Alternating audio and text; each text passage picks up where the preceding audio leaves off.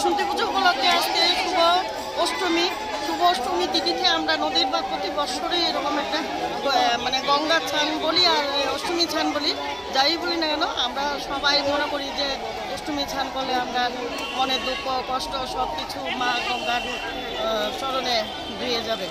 এই বলতে আমরা অষ্টমী পূজাতে প্রতি বছরে এসে নামে মা বাবার নামে সবার নামে ক্ষমতা তর্পণ করে তারপরে আমাকে আপনার শান্ত শান্তি করে তারা উদ্ধার হইয়া লাগা। আর এই যে স্নানটা তো অষ্টমী স্থান, আমরা 14 মাসে অষ্টমী স্থানের মধ্যে মা বাবার নামে কাজ করে।